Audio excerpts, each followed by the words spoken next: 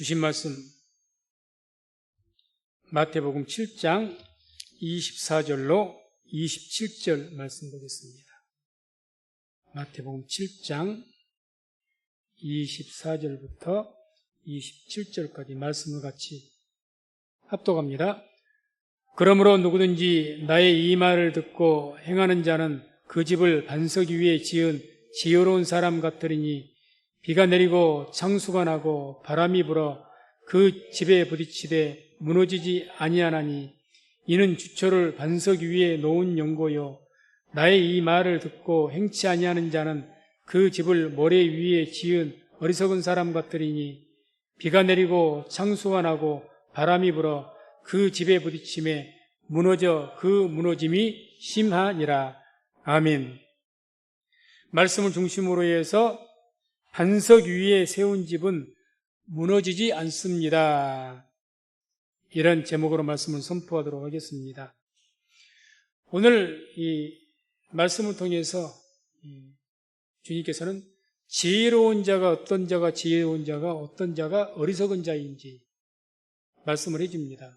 그래서 지혜로운 자는 누구를 지혜롭다고 말합니까? 오늘 본문의 24절에 그러므로 누구든지 나의 이 말을 듣고 행하는 자는 그 집을 반석 위에 지은 지혜로운 사람 같으리니 반석 위에 집을 지은 사람을 지혜롭다고 합니다. 지혜롭다.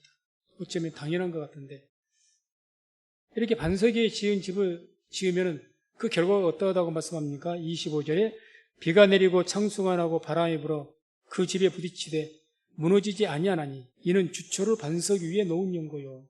주초는 이제 기둥, 집의 중력 기둥인데 그 기둥을 반석 위에다 심었다, 놓았다. 당연히 그런 집은 바람이 분들, 홍수가 난들 어지간해서는 무너지지 않겠죠. 다음에 이제 어리석은 자는 모래 위에 집을 지은 사람을 말합니다. 26절에 나의 이 말을 듣고 행치 아니하는 자는 그 집을 모래 위에 지은 어리석은 사람 같으니 모래 위에. 그 결과를 어떻게 말씀합니까? 27절에 비가 내리고 창수가 나고 바람이 불어 그 집에 부딪힘에 무너져 그 무너짐이 심하니라. 어쩌면 당연한 결과죠. 그러지 않습니까? 반석 위에 집을 지은 것, 집을 반석 위에 지어야지 모래 위에 집 지을 일 있습니까? 이거 텐트나 칠 때 모래 위에다 하는 것이지 모래 위에다 집을 지어서 그 집안이 약해가지고는 얼마 못 가죠. 가만둬도. 근데 모래 위에 이건 어리석은 사람이다. 그래서 여기서 집을 의미하는 바는 이제 우리 인생을 의미할 수도 있겠고 성경에 말씀하신 시사하는 바가 우리 인생 너희들 인생의 집을 그러니까 내가 인생을 살아가면서 나의 인생의 집을 짓는데 나의 인생의 집이 성공하고 정말 어떤 비, 바람, 창수 이런 것들이 있어도 내 인생이 흔들림이 없이 더 견고하게 서 있어야 되는데 만약에 모래 위에 내 집을 지은 그런 인생과 같으면 그 인생은 바람 불면 무너집니다. 완전히 그걸로 끝납니다. 나는 이제 그때부터 끝나는 겁니다. 또 집이 가정이 될 수도 있겠죠. 우리 가정을 어떻게 세워나가느냐. 우리 가정을 모래 위에 세우겠느냐 반석 위에 세우겠느냐. 더 나아가서 교회를 말할 수가 있겠죠. 교회를 어디에다 지을 것이냐, 어떻게 세울 것이냐. 우리의 눈으로 보는 이 유형적인 건물의 교회를 그런 지역을 말한 것이 아니기 때문에 여기서 영적인 것을 시사하는 바니까 우리가 이걸 알아야 됩니다. 여기서 비가 내리고 창수가 나고 바람이 불어 그 집에 부딪힌다. 비가, 바람, 창수는 우리가 살다 보면 항상 있을 수 있는 일입니다. 우리가 인생을 살아가면서 나에게는 시련이 없어. 절대 내 인생에 시련이 없어. 그런 확신 가운데 살고 계시는 분 계십니까? 그같이 어리석은 사람이 없습니다. 인생을 살아가면서 어떻게 풍파가 없습니까? 어떻게 문제가 없겠습니까? 어느 가정에 문제가 없는 가정이 있습니까? 다 비, 바람, 창수는 언제든지 일어날 수가 있습니다. 언제든지. 그러니까 우리가 모래 위에 자기가 집을 지어놓고 당연히 올 곳이 온 비바람 창수가 올 수가 있어요. 그래서 집이 무너졌습니다. 비바람 창수 원망하지 마십시오. 언제 와도 올 것이었습니다. 그런 시련들은 언제든지 인생을 살아보면 오게 돼 있습니다. 그런 일 당해놓고 자기가 머리 위에 집은 어리석은 사람이라는 생각은 않고 비바람 창수만 일어난 것만 원망을 하는 거예요. 왜 내게 이런 시련을 주시냐고 말하기 이전에 내가 내 집을 지을 때 머리 위에 지은 사람인지 반석 위에 지었던 사람인지를 돌이켜봐야 될 겁니다. 분명히 주님께서 말씀하시면서 너희가 머리 위에 집을 지었다면 비바람 창수하라도 안 무너졌을 것이라는 겁니다. 오늘날 많은 교회들이 코로나로 인해서 세찬 바람을 맞았습니다. 많은 교회가 무너졌습니다. 조금 냉정하게 이야기하면 주님 왜 우리에게 이런 시련을 주어서 이렇게 교회들이 무너지게 합니까? 그 원망하기 이전에 무엇부터 돌아봐야 되느냐? 내가 집을 반석 위에 지금까지 세워나갔는가? 주초로 반석 위에 세우고 나갔는가? 이것부터 봐야 됩니다. 우리 개인이 사람의 신앙이 흔들려고 시험이 들었습니다. 그래서 이제 교회도 안 나가버리고 했습니다. 그러고 난 뒤에 나서 내가 이렇게 시험이 든 것만 원망할 것이 아니라 그동안에 내가 신앙생활 반석 위에 내 신앙을 세웠느냐 머리 위에 세웠느냐 이것부터 봐야 됩니다. 반석 위에 세운 사람은 어떤 시련이 와도 이겨냅니다. 아멘? 당연한 거죠. 비바람 창수는요 절대 없을 일이 아니라 뭐 횟수가 개별적으로 얼마나 더 많은 시간을 갖고 있냐 다 개별적으로 틀릴 수도 있고 그 정도도 다를 수도 있겠지만 비, 바람, 창수와 같은 이런 일들은요 누구에게든지 있습니다. 반드시 있을 일입니다. 그러니까 우리가 살아가면서 우리 인생의 집을 지을 때 신앙의 집을 지을 때 어떻게 어디에 세워야 됩니까? 반석 위에 세워야죠. 반석 위에.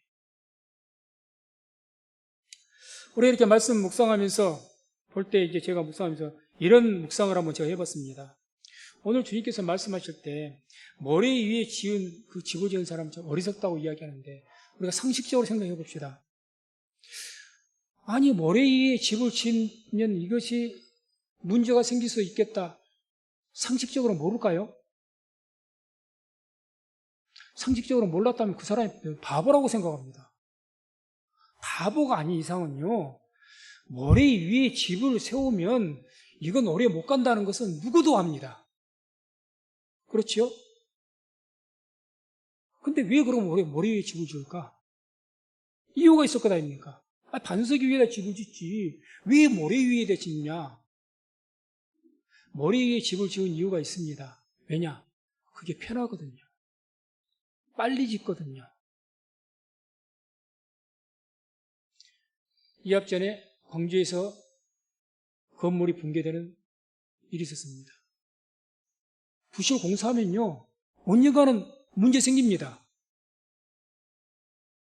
아마 그걸 전혀 나는 그걸 몰랐어요. 그럴 줄은 몰랐어요. 한 분들은 거의 안 계실 겁니다. 그럼 왜 부실 공사를 할까요? 당장에 눈앞에 있는 유익 때문에 미련해져 버린 겁니다. 내일 일을 생각 안 하는 거예요. 당장이 오늘 내가 이 공사하다가 이렇게 값싼 재료를 쓰고 날림 공사를 하면은 당장에 돈이 몇십억씩 내게 유익이 생기니까 여기에 혹 빠져서 내일을 못 본 거예요. 그 문제 생기면 완전히 망합니다. 망해요. 머리 위에 집을 지은 것, 당연히 반석 위에 짓는 것이 얼마나 힘들겠습니까? 뚫어야 돼요. 비용도 많이 들고 힘도 많이 들고 굉장히 많이 빨리도 지을 수가 있죠. 아니 그냥 머리 위에 지을지. 그러나 반석에 지어서 느릴 겁니다. 느릴 수밖에 없죠.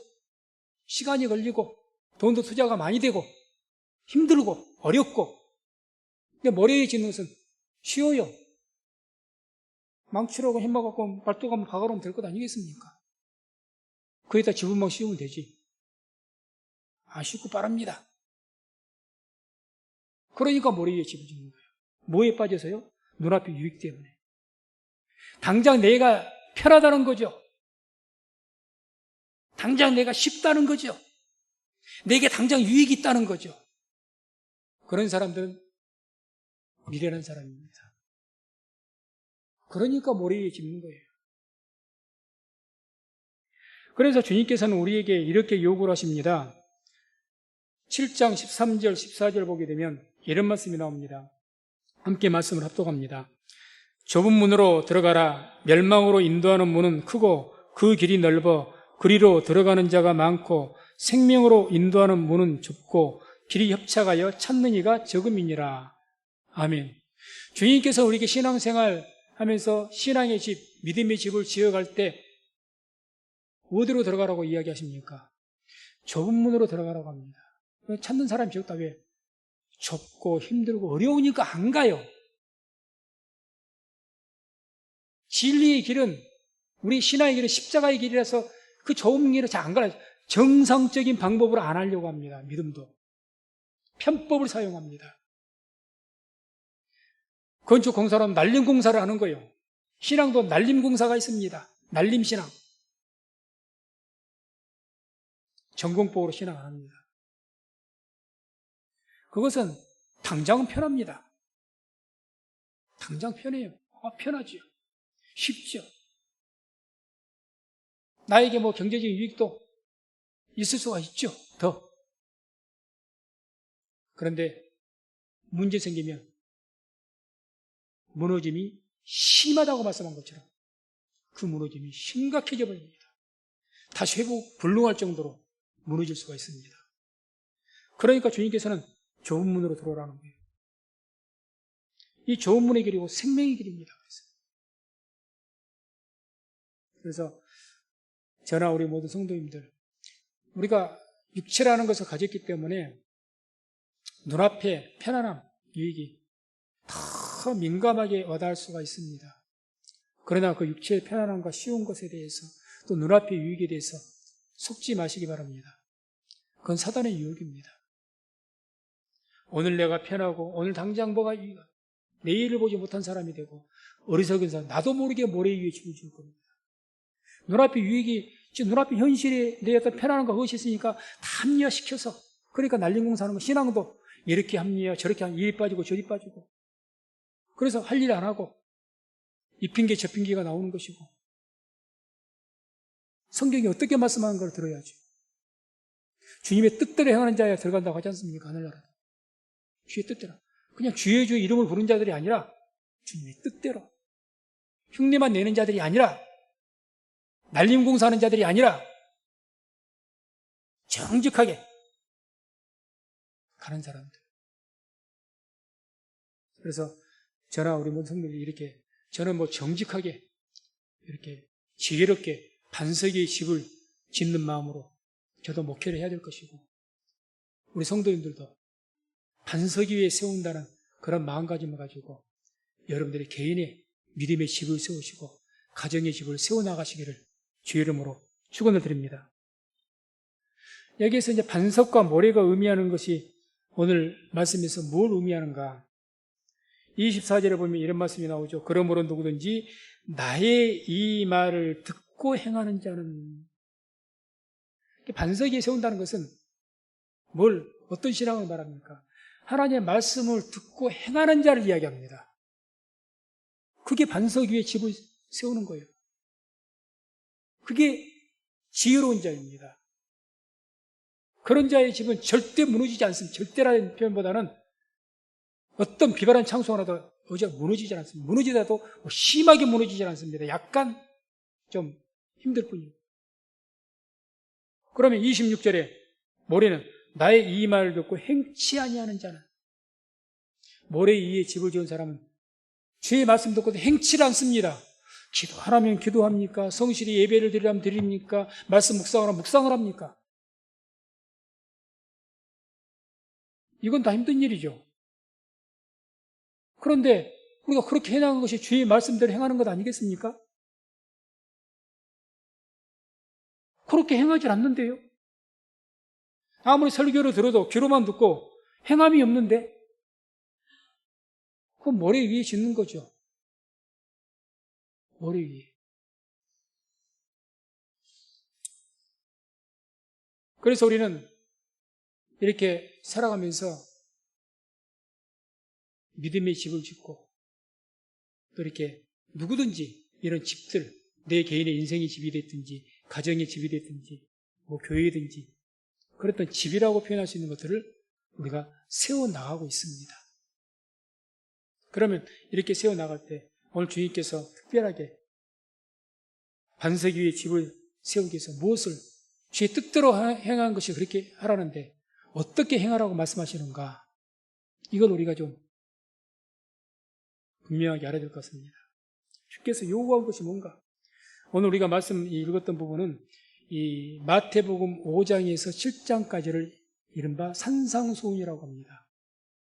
그래서 많은 목회자나 신학자들이 이 말씀을 가지고 마태복음 5장 7장만 우리가 잘 말씀을 듣고 그대로 행해도 신앙생활하는 데는 거의 문제가 없을 것이다.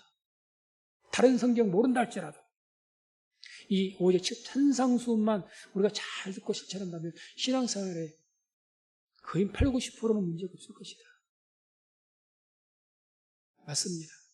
그래서 이 5장 7장까지를 통해서 주님께서 우리에게 뭘 행하라고 분명하게 말씀하시는지를 가장 중요하다고 생각하는 것을 제가 몇 가지를 말씀드립니다. 첫 번째, 주님께서 우리에게 성실로 주를 섬기라고 말씀합니다. 성실함으로. 마태복음 5장 19절에 이런 말씀이 나옵니다. 그러므로 누구든지 이 계명 중에 지극히 작은 것 하나라도 버리고 또 그같이 사람을 가르치지 않은 천국에서 지극히 작다 일컬을 받을 것이요. 작은 것 하나라도 버리고 적다고 소홀하게 여기고 성실하게 하라는 거죠. 그냥 당장 눈앞에 보이는 것만 이렇게 하지 말고 성실하게. 누가복음 16장 10절도 이런 말씀이 나오죠. 지극히 작은 것에 충성된 자는 큰 것에도 충성되고 지극히 작은 것에 불의한 자는 큰 것에도 불의하니라. 큰 것, 눈에 보이는 것만 충성하고 그것만 중요히 여겨서 하지만 적은 것에도 충성하라는, 지극히 적은 것에도. 우리 성도님들이 하나님 생길 때 이것이 더 중요하고 좀 덜 중요한 것들이 있을 겁니다. 어떤 일을 하든지 한마디로 어떤 큰 일이든지 적은 일이든지 성실하게 성심을 다해서 섬기라는 겁니다. 성심을 다해서. 주일 예배만 우리가 성심으로 섬기고 수요일날 예배는 마음 편하게 해도 괜찮습니까? 다른 모임들은 그냥 대충 해도 괜찮은 겁니까? 그러지 말라는 거죠. 성실하게 하십시오. 성실하게. 그래서 그 어떤 것을 하나님 앞에 예배를 드리든지 기도를 하든지 봉사라든지 성실하게. 내 어떤 작은 일 하나 맡아서도 내가 전심으로 한번 섬겨보시기 바랍니다. 내가 그 일할 때 집중해서 전심해서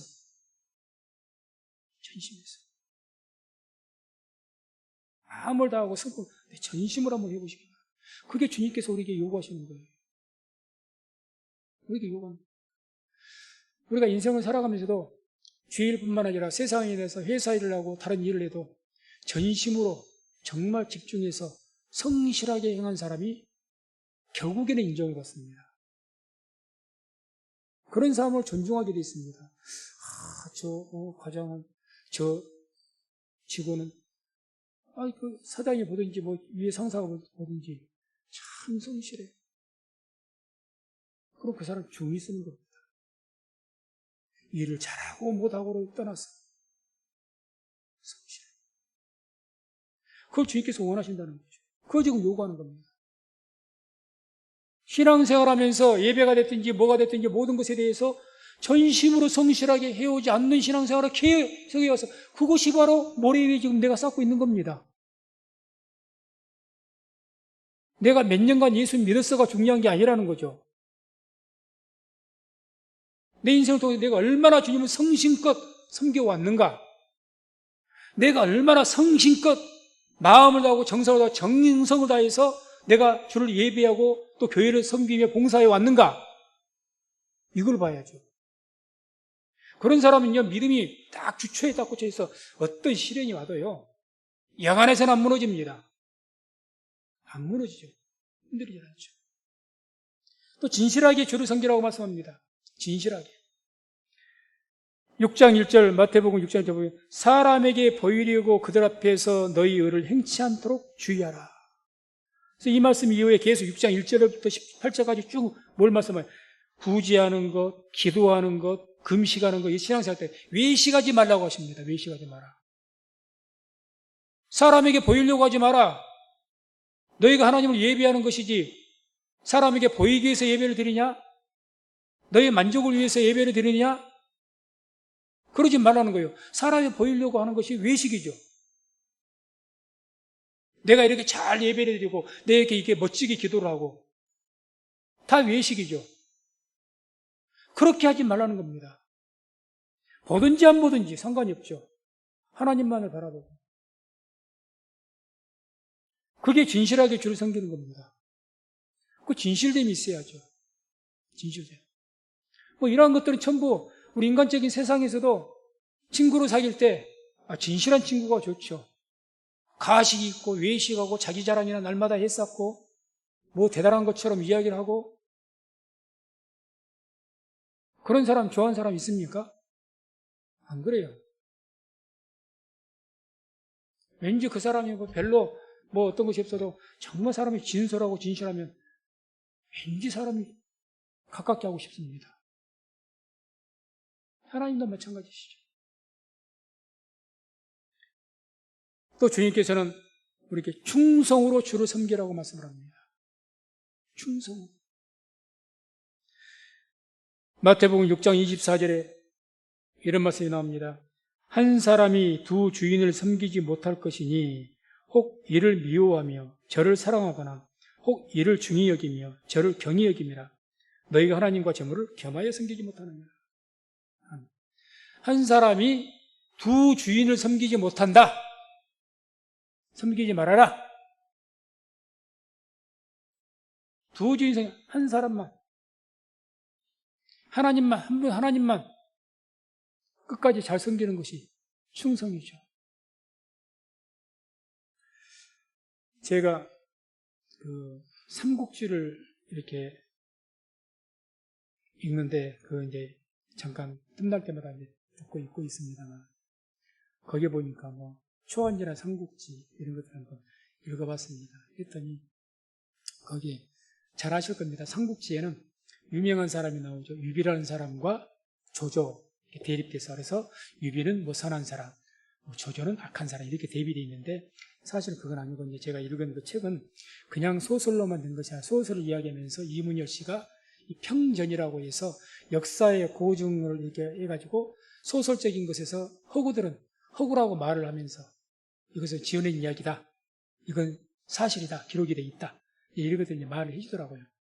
근데 이제 그 내용 읽다가 제가 이제 충성에 대해서 이야기를 하는데 조조나 유비나 이런 사람들이 대단히 현명한 분들이다. 조조도 봤더니 뭐 그렇게 악한 것보다는 현명한 사람이 있는데 이 사람들이 자기 밑에 이제 장군들이 있습니다. 그러면 이 유비나 조조 같은 사람들을 주군으로 해왔어요. 주군. 자기가 섬기는 왕이라는 거죠. 섬깁니다. 그런데 이제 한 번은 그런 일이 있었습니다. 유비가 어떤 전쟁에서 그 적장, 조조의 장군, 이 아주 용맹한 장군을 사로잡았어요. 사로잡아가지고 너무너무 그 재능이 아까우니까 또 사람이 가만히 들어보니까 사람의 마음 생각하는 것도 울었고 물어보니까 이 사람 회유시켜서 자기 수하로 만들려고 그렇게 이야기를 합니다. 아니 지금 조조같이 그렇게 반역을 하고 그러는데 왜 그런 악한 그런 조조에게 당신은 충성을 합니까? 그러지 말고 당신도 저를 잘못했다 알지 않소?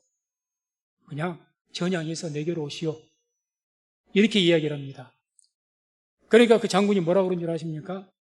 한번 내가 주군으로 섬겼는데 지금 그 내가 섬기는 주군이 좀 잘못을 하고 잘못된 일 한다고 두 주인을 제가 섬기겠습니까? 그건 결코 옳지 않습니다. 하고 죽을 것을 정합니다. 그래서 어쩔 수 없이 죽이는 거예요. 너무너무 아까운 마음이. 그럼 죽이는 거예요. 충성이라는 것은요, 하나님을 믿을 때 좋아서만 하나님 잘 믿고 잘 섬기는 것이 충성이 아닙니다.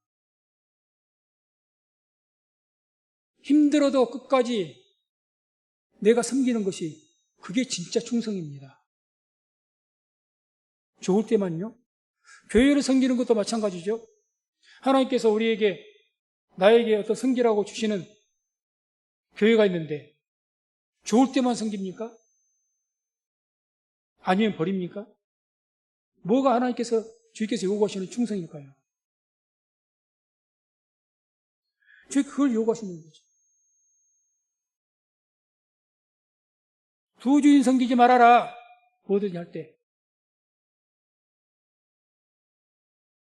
두 주인 섬기지 말아라. 그렇게 오직 내가 하나님을 또 내가 지금까지 오면서 부득이하면은 떠날 수밖에 없지만 그 외에는 내가 하나님께서 정하신 한 교회 꾸준하게 섬기는 것. 그게 충성이죠. 그렇게 지금 우리에게 행하라고 말씀한 겁니다. 그게 우리에게 행하라 중요하게 마태복음 5장 7장까지 제가 지금 성실, 진실, 충성을 말씀드렸는데 중요하게 그 이야기를 지금 하고 계십니다. 그렇게 행하라. 그리고 마지막에 뭐라 그럽니까? 7장 보게 되면 나더러 주여 주여 하는 자가 다 내게로 올 자가 아니다.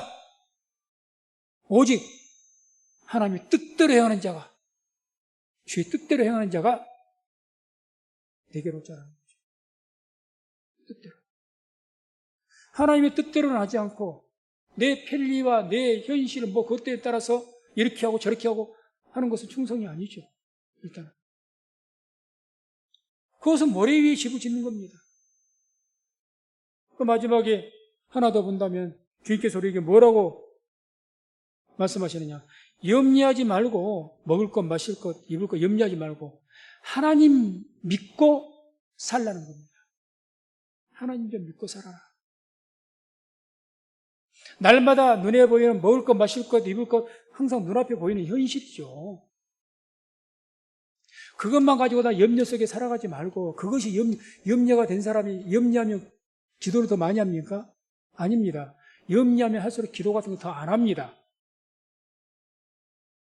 염려는 사단의 작용이기 때문에 영적으로 사단은 어둠의 작용이기 때문에 밝은 쪽에 빛의 작용을 계속 침해하고 더 이거 힘을 잃게 만들어 기도할 힘을 잃게 만듭니다. 더 염려하면 염려가 더 늘어나고요. 근심하면 근심이 늘어가고 또 근심이 더 커져갑니다. 근심을 하면 할수록 줄어들면 좋겠는데 그게 아니에요. 근심을 하면 할수록 근심은 커져갑니다. 참 묘합니다. 문제도 그 문제를 믿음으로 그냥 여기고 생각하면 되는데 그 문제를 파헤치고 그 문제를 다 하면 문제가 문제를 만들고 문제가 문제를 또 만듭니다. 그러면 기도로 더 문제가 많으니까 기도로 더 열심히 하느냐? 전혀 그렇지 않습니다. 더 기도 안 합니다. 그러니까 하지 말라는 거예요. 염려를 통해서 네가 염려를 많이 하니까 더 지혜로워지고 더 조심스러워지고 더 믿음도 좋아지고 그럼 왜 주님께서 염려하지 말라 하시겠습니까? 염려할수록 더 기도하지 않죠. 더 영적으로 소멸됩니다. 하지 말라는 거예요. 하나님 좀 믿고 염려하게 마음속에 사람이 본능적으로 불안하거나 그런 게 왜 없겠어요? 그럴지라도 하나님 믿고 그 말은 너희 마음속에 불안감이 있을 것이고 마음속에 어떤 고통도 있을 것이고 뭔가 그런 것도 있을 것. 왜 주님께서 모르십니까? 우리 연약함을. 그럼에도 불구하고 내가 하나님도 믿고 하나님께 맡기고 기도해라 그 이야기 아닙니까? 그게 이 산상보훈 중에서 1, 2, 3, 4번 중요한 그걸 중심으로 해서 다른 말씀들도 이제 배경으로 나오고 그러니까 요구들이에요. 그렇게 행하라는 겁니다. 이렇게 주의 뜻대로 행하고 사는 사람이 어떤 사람입니까? 지혜로운 사람이라는 거죠. 그런데 우리가 그러면 이 내용을 우리 방금 제가 성실하게 해라, 진실하게 해라, 충성되게 해라, 염려하지 하나님만 믿고 맡겨라 처음 듣는 소리고 모르는 소리입니까? 아마 그런 분들 없을 겁니다. 다 몇 번을 들었고요. 머릿속으로 다 압니다. 그럼 왜 실천 안 씁니까? 아까 말한 것처럼 뭐에 눈앞에 가린 겁니까? 당장의 내 눈앞에 유익, 당장의 내 눈앞에 편리함, 이것이 딱 끼어버리니까 말씀을 행하는 뒤에 가버리는 거예요. 그러니까 미련한 자가 되어버리는 겁니다. 그러면 내가 머리 위에 집을 짓고 있으면서도 자기는 반석에 세운 줄 알고 있어요. 아닙니다. 그래서 우리가 가장 중요한 게 반석 위에 세우는 집을 짓는 것이 뭘 의미하느냐? 하나님의 말씀을 듣고 그 말씀대로 행하는 사람입니다. 아멘 하기 싫어도 아멘 좀 하시기 바랍니다. 하나님 말씀대로 행하는 사람들입니다. 해야 됩니다. 이걸 거부한다면 더 할 말은 없죠. 고린도전서 3장 12절에서 15절까지 고린도전서 3장 12절 15절까지 말씀과 같이 합독합니다. 만일 누구든지 금이나 은이나 보석이나 나무나 풀이나 집으로 이 터 위에 세우면 각각 공력이 나타날 터인데 그날이 공력을 밝히리니 이는 불로 나타내고 그 불이 각 사람의 공력이 어떤 것임을 시험할 것임이니라. 만일 누구든지 그 위에 세운 공력이 그대로 있으면 상을 받고 누구든지 공력이 불타면 해를 받으리니 그러나 자기는 구원을 얻되 불 가운데서 얻은 것 같으리라. 아멘. 마지막 때 주님이 재림하시고 오실 때 우리가 마지막 주님 가면 불로써 주님께서 뭘 시험하냐? 우리의 공력은 우리의 업적을 말합니다. 우리가 그동안 살아오면서 행했던 업적들, 그런 네가 해왔던 일들, 그거는 뭘로 한답니까? 불로 시험을 해본답니다. 그 결과적으로 불로 이렇게 한번 딱 지나가게 해보는데 그 불에 타지 않고 그대로 남아있으면 네가 그대로 상을 받을 것이고 싹 타서 없어져 버리면 너희는 불 가운데 여기서 부끄러운 구원이 나온 거예요. 아무 상급도 없고 부끄러운 구원 없는 거예요. 얼굴이 시뻘게 갖고 하나님 앞에서 많은 천사, 천군 천사와 많은 죄백성들 앞에서 얼굴 시뻘게 잡고 어디다 얼굴 줄지 모르는 거예요. 죽음이나 잡는 거예요. 뭐 건진기 불 가운데서 뭐 건진 게 있어야지. 겨우지 생명만 부지했죠. 쉽게 말해 영혼만 구원했지. 그 영혼 구원이면 하나님께 택하신 백성 구원받은 거니까. 그래서 여기서 말하는 보석과 나무, 아니 보석과 은과 금, 이것은 당연히 타질 않죠. 나무, 풀, 집은 당연히 불이 지나면 타죠. 아니 뭔가 업적을 세우는데 아니 왜 금은 보석으로 안 세우고 나무, 풀, 집으로 할까요? 값싸거든요. 쉽거든요. 빨리 하거든요. 빨리 높이 세우죠. 값싼 거 사다가 아무 데나 주워갖고 막 올리는 거지. 보석이 그게 쉽게 됩니까? 그러니 보석으로 안 쌓는 거예요. 아까 말했던 것처럼 반석이 안 쌓는 겁니다. 머리에 그냥 급속하게 빨리 편하니까 그렇게 하는 거예요. 반석이 하는 것은 너무 힘든데 하기 싫은 거예요. 그러니 결국 그것은 어떻게 되면 불 가운데로 지나가면 싹 타버리는 거죠. 머리에 지은 집이 창수가만 하면 나면은 무너져 버린 거죠. 없어져 버린 거죠. 주님께서는 마지막 때 반드시 우리의 이런 업적들, 우리가 해왔던 일들을 하나님 나라에서 이와 같이 불로 시험을 합니다. 그것 잊지 마시기 바랍니다. 그리고 거기서 남으면 그 문과 보석과 같이 남아있으면 주님의 약속대로 주님 나라에서 큰 은혜와 상을 받게 될 줄로 믿습니다. 반석 위에 집을 세우는 일은 많은 시간과 정성과 노력이 들어가야 됩니다. 압니다. 어렵게 힘든 일입니다. 그런데 우리는요, 정말 주의 참 제자고 참된 주를 믿는 성도라면 좁은 문으로 가야 됩니다. 어렵게 힘든 길을 가야 됩니다. 다시 말해 꼭 무조건 어렵다는 것이 아니라 정직한 신앙생활을 해야 된다는 거죠. 하나님 앞에서. 정직하죠. 말씀대로 행하는 정직한 신앙생활. 그게 결국 인정을 받는 겁니다. 그래서 그렇게 했을 때 아까 우리 본문의 말씀에 25절에 그런 말씀이 나오죠. 비가 내리고 창수가 나고 바람이 불어 그 집에 부딪히되 무너지지 아니하나니. 안 무너집니다. 창수, 바람, 비는 언제든지 있을 일들입니다. 안 무너집니다. 어떤 세파의 큰 혼란이 있어도 안 무너집니다. 욥이 성실하게 주를 섬겼기 때문에 그 무서운 시련에도 안 무너지지 않습니까?